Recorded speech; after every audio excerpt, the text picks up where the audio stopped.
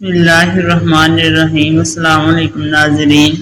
حضرت ابن عباس کہتے ہیں کہ حضور نبی کریم صلی اللہ علیہ وسلم اس دنیا میں تشریف لائے تو آپ کی انواع نال کٹی ہوئی تھی۔ انواع نال کو بچے پیدا ہونے کے بعد دائیا کاٹتی ہے۔ آپ ختنہ شدہ پیدا ہوئے۔ عبد المطلب یہ دیکھ کر بے حد حیران ہوئے اور خوش بھی۔ وہ کہا کرتے تھے میرا بیٹا نرالی شان ہوگا۔ آپ کی پیدائش سے پہلے مکہ کے لوگ خشک سالی اور قحط کا شکار تھے، لیکن یوں ہی آپ کے دنیا میں تشریف لانے کا وقت قریب آیا، بارشیں شروع ہو گئی، خشک سالی دور ہو گئی، درخت ہرے بھرے ہو گئے اور پھلوں سے لد گئے، زمین پر سبزہ ہی سبزہ نظر آنے لگا۔ پیدائش کے وقت آپ اپنے ہاتھوں پر جھکے ہوئے تھے، سارا آسمان کی طرف تھا۔ ایک روایت کے الفاظ یہ ہیں کہ گھٹنوں کے بل جھکے ہوئے تھے، مطلب یہ کہ سجدے کی سی حالت میں تھے۔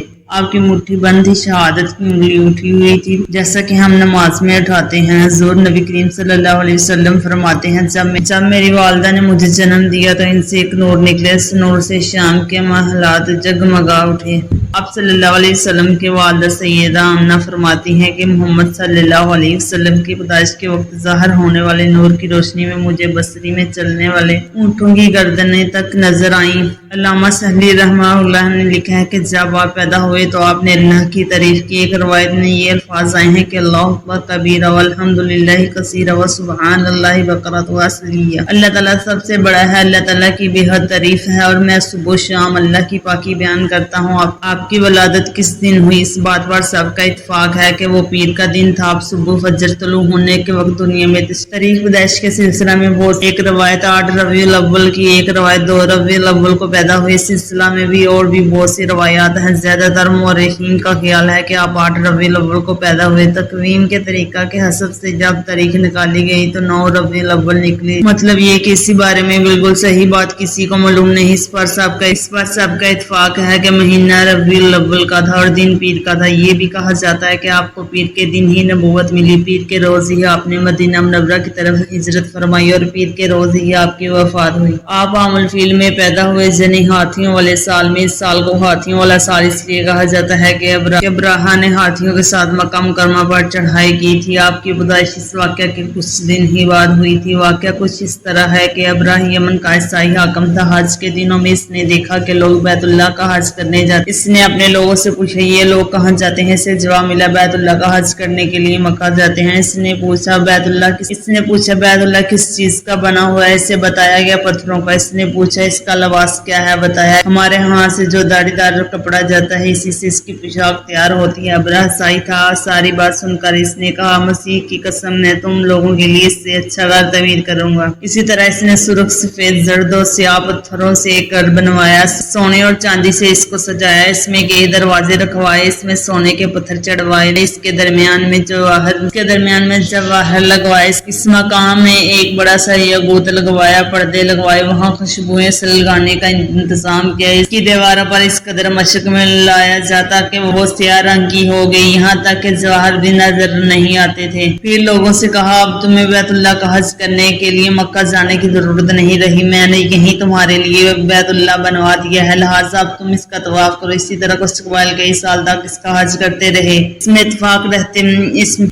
اتکاف کرتے تھے، حج والے مناسک بھی یہیں ادا کرتے رہے۔ عرب کے ایک شخص نفشمی سے یہ بات برداشت نہ ہو سکی، وہ اس مصنوعی خانہ کعبہ کے دل میں اڑتا رہا۔ آخر اس نے دل میں ٹھان لی کہ وہ ابراہ کی اس عمارت کو گندا کر کے چھوڑے گا۔ پھر ایک رات اس نے چوری چھپے بہت سی گندگی اس میں ڈال دی۔ ابراہ کو معلوم ہوا تو سخت غضبناک ہوا، کہنے لگا یہ کارروائی کس رب نے اپنے کعبہ کے لیے کی ہے؟ میں کاٹ دوں گا، اس کا ایک ایک پتھر توڑ دوں گا۔ اس نے شام حبشہ کی یہ تفصیلات لکھی، اس سے درخواست کی کہ وہ اپنا ہاتھی بیچ دے۔ اس ہاتھی کا نام محمود تھا۔ یہ اس قدر بڑا تھا کہ اتنا بڑا ہاتھی روئے زمین پر دیکھنے میں نہیں آیا تھا۔ جب ہاتھی اس کے پاس پہنچ گیا تو وہ اپنی فوج لے کر نکلا اور مکہ کا رخ کیا۔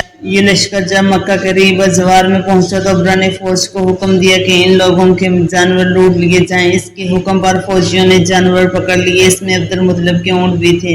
نفیل بھی اسی لشکر میں ابراہ کے ساتھ موجود تھا اور یہ عبد المطلب کا دوست تھا۔ عبد المطلب سے ملے اونٹوں کے سلسلے میں بات کی۔ نفیل نے ابراہ سے کہا قریش کا سردار عبد المطلب ملنا چاہتا ہے، یہ شخص تمام عرب کا سردار ہے، شرف اور بزرگی سے حاصل ہے، لوگوں میں اس کا بڑا اثر ہے، لوگوں کو اچھے گھوڑے دیتے ہیں، نئے عطیات شراب دیتا ہے، کھانا کھلاتا ہے۔ یہ گویا عبد المطلب کا تعارف تھا۔ ابرہ نے انہیں ملاقات کے لیے بلایا۔ ابرہ نے ان سے پوچھا، بتائیے آپ کیا چاہتے ہیں؟ انہوں نے جواب دیا، میں چاہتا ہوں میرے اونٹ مجھے واپس مل جائیں۔ ان کی بات سن کر ابرہ بہت حیران ہوا۔ اس نے کہا، مجھے تو بتایا گیا تھا کہ آپ عرب کے سردار ہیں، بہت عزت اور بزرگی کے مالک ہیں، لیکن لگا کیونکہ میرا خیال تھا آپ مجھ سے بیت اللہ کے بارے میں بات کریں گے، جس کو میں گرانے آیا ہوں اور جس کے ساتھ آپ سب کی عزت وابستہ ہے، لیکن آپ نے تو سرے سے اس کی بات ہی نہیں کی اور اپنے اونٹوں کا رونا لے کر بیٹھ گئے۔ یہ کیا بات ہے؟ اس کی بات سن کر عبد المطلب بولے، اب میرے اونٹ مجھے واپس دے دیں، بیت اللہ کے ساتھ جو چاہیں کریں، اس لیے کہ اس گھر کا ایک پروردگار ہے، وہ خود ہی اس کی حفاظت کرے گا، مجھے اس کے لیے فکر مند ہونے کی ضرورت نہیں۔ ان کی بات سن کر ابرہ نے حکم دیا کہ ان کے اونٹ واپس دے دیے جائیں۔ جب انہیں ان کے اونٹ واپس مل گئے تو انہوں نے ان کے سینگوں پر چمڑا چڑھا نشان لگا دیے، انہیں قربانی کے لیے وقف کر کے حرم میں چھوڑ دیں تاکہ پھر کوئی انہیں پکڑ لے تو حرم کا پروردگار اس پر غضبناک ہو۔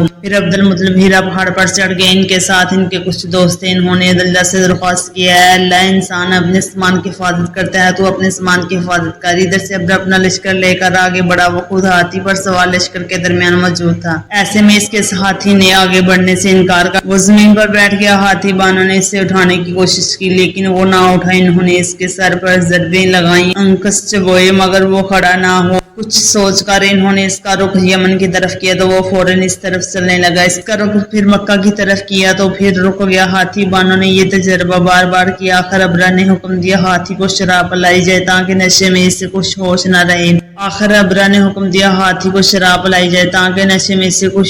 رہ جائے اور ہم اسے مکہ کی طرف آگے بڑھا سکے۔ چنانچہ اسے شراب پلائی گئی لیکن اس پر اس کا بھی اثر نہ ہوا۔ ابرہ کے ہاتھی کو اٹھانے کی مسلسل کوشش جاری تھی۔ اچانک سمندر کی طرف سے ان کی طرف اللہ تعالیٰ نے ابابیلوں کو بھیج، وہ ٹڈیوں کی جھنڈ کی طرح آئیں۔ دوسری طرف عبد المطلب مکہ میں داخل ہوئے، حرم میں پہنچے اور کعبہ کے دروازے کی زنجیر پکڑ کر ابرہ اور اس کے لشکر کے خلاف فتح کی دعا مانگی۔ ان کی دعا کے الفاظ یہ تھے، اے اللہ، یہ بندہ اپنے قافلے اور اپنی جماعت کی حفاظت کر رہا ہے، تو اپنے گھر یعنی بیت اللہ کی حفاظت فرما۔ ابرہ کا لشکر فتح نہ حاصل کر، ان کی طاقت تیری طاقت کے آگے کچھ بھی نہیں۔ آج سلیب کامیاب نہ ہو۔ سلیب کا لفظ اس لیے بولا کہ ابرہ عیسائی تھا اور سلیب کو عیسائی اپنے نشان کے طور پر ساتھ لے کر چلتے ہیں۔ اب انہوں نے اپنی قوم کو ساتھ لیا اور ہیرا پہاڑ پر چڑھ گئے کیونکہ ان کا خیال تھا وہ ابرہ کا مقابلہ نہیں کر سکتے۔ پھر اللہ تعالیٰ نے پرندوں کے جھنڈ بھیج دیے۔ یہ پرندے چڑیوں سے قدر بڑے تھے، اس نے سے ہر پرندے کی چونچ میں پتھر کے 3 ٹکڑے تھے۔ یہ پتھر پرندوں نے ابرہ کے لشکر پر گرانا شروع کیے، یوں ہی یہ پتھر ان پر گرے، ان کے ٹکڑے ہو گئے، بلکہ اس طرح جیسے آج کسی جگہ پر سے بم گرایا جائے تو جسم کے ٹکڑے اڑ جاتے ہیں۔ ابرہ کا ہاتھی محمود البتہ ان کینکریوں سے محفوظ رہا، باقی سب ہاتھی تہس نہس ہو گئے۔ یہ ہاتھی 13 عدد تھے، سب کے سب خائب نحوست کے مانند ہو گئے جیسا کہ سورۃ الفیل میں آتا ہے۔ ابرہ اور اس کے کچھ ساتھی تباہی کا یہ منظر دیکھ کر بری طرح بھاگے، لیکن پرندوں نے ان کو بھی نہ چھوڑا۔ ابرہ کے بارے میں طبقات میں لکھا ہے کہ اس کے جسم کا ایک عضو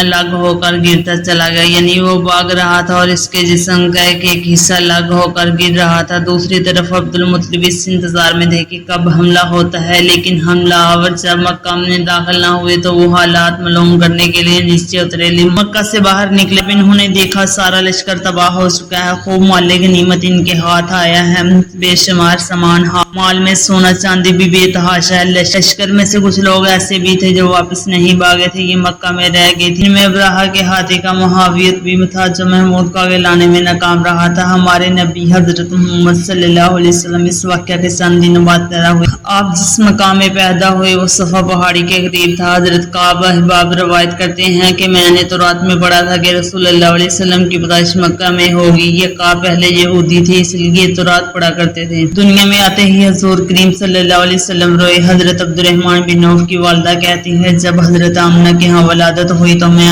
وہاں موجود تھی، آپ صلی اللہ علیہ وسلم میرے ہاتھوں میں آئے۔ یہ غالباً دائیہ تھی، ان کا نام شفاء تھا۔ فرماتی ہیں جب آپ میرے ہاتھوں میں آئے تو روئے۔ آپ کے دادا عبد المطلب کو آپ کی ولادت کی اطلاع دی، وہ اس وقت خانہ کعبہ کا طواف کر رہے تھے۔ اطلاع ملنے پر گھر آئے، بچے کو گود میں لیا۔ اسی وقت آپ کی والدہ نے ان سے کہا، یہ بچہ عجیب ہے، سجدے کی حالت میں پیدا ہوا ہے، یعنی پیدا پیدا ہوتے ہی اس نے پہلے سجدہ کیا ہے، پھر سجدے سے سر اٹھا کر انگلی آسمان کی طرف اٹھائی ہے۔ عبد المطلب نے آپ کو دیکھا، اس کے بعد آپ کو کعبہ میں لے آئے، آپ کو گود میں لیے رہے اور طواف کرتے رہے، پھر واپس لا کر حضرت آمنہ کو دیا۔ آپ کو عرب کے دستور کے مطابق ایک برتن سے ڈھانپا گیا، لیکن وہ برتن ٹوٹ کر آپ کے اوپر سے ہٹ گیا۔ اس وقت آپ اپنا انگوٹھا چوستے نظر آئے۔ اس موقع پر شیطان بری طرح چیخا۔ تفسیر ابن مخلد میں ہے کہ شیطان صرف 4 مرتبہ چیخا۔ پہلی بار اس وقت جب اللہ تعالیٰ نے اسے معلوم ٹھہرایا، دوسری بار اس وقت جب اسے زمین پر اتارا گیا، پھر تیسری بار اس وقت چیخا جب حضرت محمد صلی اللہ علیہ وسلم کی پیدائش ہوئی، اور چوتھی مرتبہ اس وقت جب حضرت نبی کریم صلی اللہ علیہ وسلم پر سورۃ الفاتحہ نازل۔ اس موقع پر حضرت احسان بن ثابت فرماتے ہیں کہ میں 8 سال کا تھا،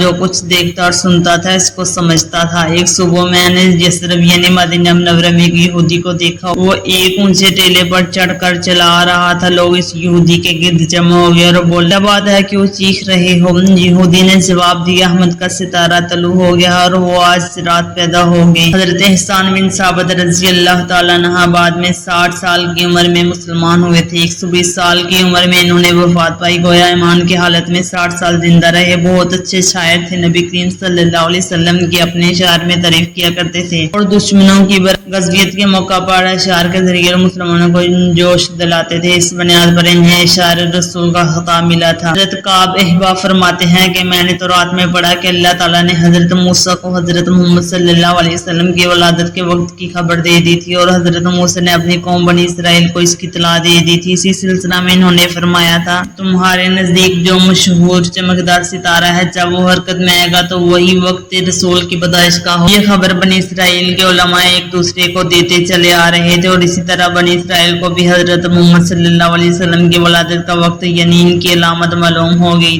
حضرت عائشہ بیان کرتی ہیں کہ ایک یہودی مکہ میں رہتا تھا۔ جب وہ رات آئی جس میں حضرت محمد صلی اللہ علیہ وسلم پیدا ہوئے تو وہ قریش کی ایک مسجد میں بیٹھا تھا۔ اس نے کہا، کیا تمہارے ہاں آج کوئی بچہ پیدا ہوا ہے؟ لوگوں نے کہا، ہمیں تو معلوم نہیں۔ اس پر اس یہودی نے کہا، میں جو کچھ کہتا ہوں اسے اچھی طرح سن لو، آج اس امت کا آخری نبی پیدا ہو گیا، اور قریش کے لوگوں وہ تم میں سے ہے، یعنی وہ قریشی ہے۔ اس کے کندھے کے پاس ایک علامت ہے، یعنی مہر نبوت، اس میں بہت زیادہ بال ہیں، یعنی گھنے بال ہیں، اور یہ نبوت کا نشان ہے، نبوت کی دلیل ہے۔ اس بچے کی ایک علامت یہ ہے کہ وہ 2 رات تک دودھ نہیں پیے گا۔ ان باتوں کا ذکر اس کی نبوت کی علامات کے طور پر پرانے کتب میں موجود ہے۔ علامہ ابن حجر نے لکھا ہے کہ یہ بات درست ہے، آپ نے 2 دن تک دودھ نہیں پیا تھا۔ یہودی عالم نے جب یہ بات بتائی تو لوگ وہاں سے اٹھ گئے۔ انہیں یہودی کی باتیں سن کر بہت حیرت ہوئی تھی۔ جب وہ لوگ اپنے گھروں میں پہنچے تو ان میں سے ہر ایک نے اس کی بات اپنے گھر کے افراد کو بتائی۔ عورتوں کو چونکہ حضرت آمنہ کے ہاں بیٹا پیدا ہونے کی خبر ہو چکی تھی، اسی لیے انہوں نے اپنے مردوں کو بتایا، ذرا چل کر مجھے وہ بچہ دکھاؤ۔ لوگ اسے